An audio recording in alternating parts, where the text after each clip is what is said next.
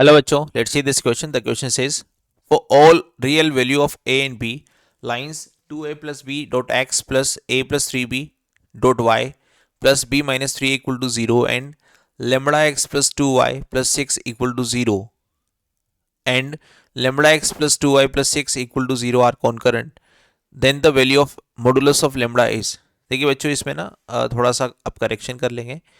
ये यहाँ पर से इसको रिमूव कर देंगे ना। ये केवल हमारे पास दो ही लाइन है इस तरह की।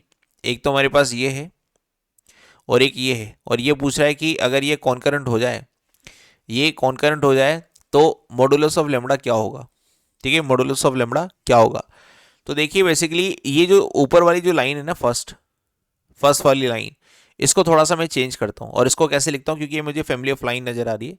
इसमें से मैंने लिखा 2ax प्लस ए वाई माइनस का 3a, ए को पास में कर दिया और बी को पास में कर दिया, बी एक्स 3by और plus B equal to 0। Now इससे ए कॉमन ले लिया तो 2x प्लस वाई माइनस 3, और इससे मैंने b कॉमन ले लिया, x plus 3y plus 1 equal to 0। Now पूरी इक्वेशन को a से डिवाइड कर दिया, डिवाइड बाय a ऐसा कर दिया। तो क्या बना, 2x plus Y minus 3 plus B by A और X plus three Y plus 1 equal to 0। ये क्या है बेसिकली, ये हमारे पास एक पैरामीटर है जिसको मैं लेमड़ा बोल सकता हूँ। लेमड़ा चलो यहाँ पर ले रखा है तो इसको के बोल देते हैं। ये के है, तो अगर इसको के लूंगा तो ये बन जाएगा L1 प्लस के टाइम ऑफ L2, ये बन जाएगी L2। दो लाइन है ना, ये भी लाइन है ये भी लाइन है। तो ये बेसिकली क्या हो गया, एक फैमिली ऑफ लाइन को रिप्रेजेंट कर रहा है। तो फैमिली ऑफ लाइन और ये वाली लाइन, ये क्या दे रखी है, कॉन्करेंट दे रखी है। तो अगर ये सभी लाइंस फैमिली ऑफ लाइन और ये वाली लाइन कॉन्करेंट है तो ये एक ही पॉइंट से पास हो रही होगी। तो वो वाला पॉइंट ऑफ इंटरसेक्शन कैसे मिलेगा, L1 और L2 को सोल्व करना पड़ेगा। तो सोल्व L1 एंड L2 दोनों को सोल्व करते हैं।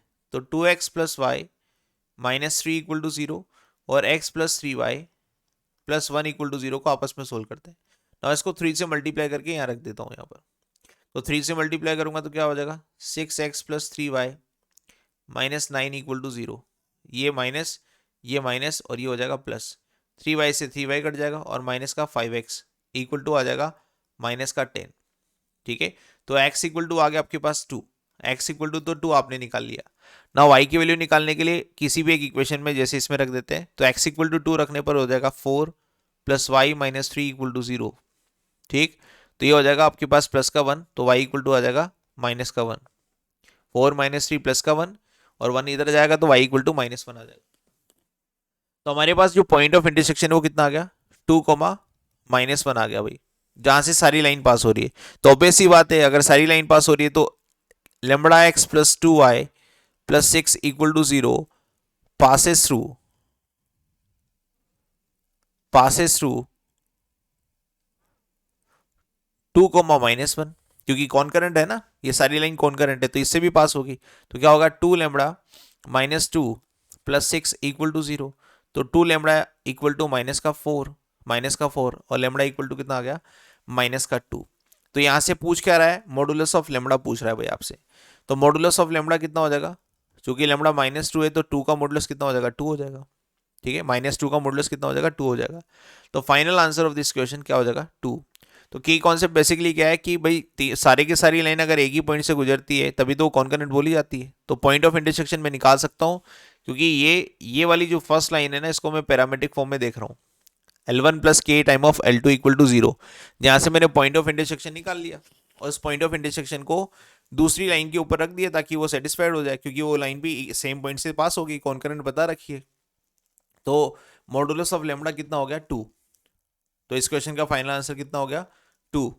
Hope you understand this, best of luck.